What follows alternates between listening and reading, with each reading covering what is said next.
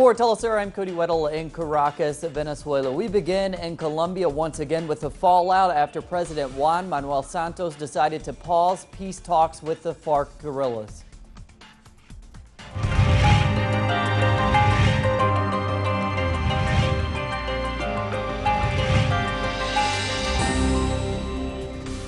The president's announcement came after the guerrillas detained a general in western Colombia. Now, on Monday, President Santos took to national television to offer more information about the suspension of the talks.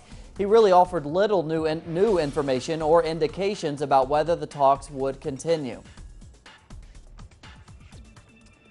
The Revolutionary Armed Forces of Colombia say they are willing to find a solution to the capture of the Army general. FARC leaders called for the peace talks to resume.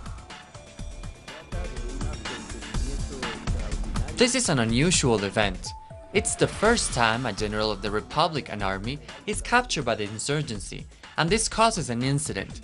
We understand that, but this is just the start. We said in our statement read this morning that this peace delegation is willing to contribute to a swift and a sensible solution to this problem, and the talks should continue. For the latest on this story, we turn to our correspondent in Colombia, Charles Parkinson.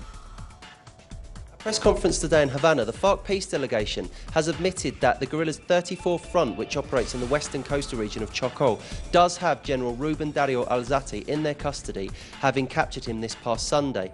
Now, the delegation said they might be able to help facilitate the negotiations for the general's release. However, they were bullish in saying that his capture is an act of war that must be expected as long as the government insists on continuing with the negotiations during hostilities. Now, over the past few months, the FARC have been calling for a bilateral ceasefire, which the government has consistently rejected, and the FARC have said under a ceasefire acts like this would not take place. Now, finishing the press conference, the FARC asked a burning question which the government has not adequately answered, which is, what was the general doing in a red zone of high guerrilla activity, dressed as a civilian with no security protection?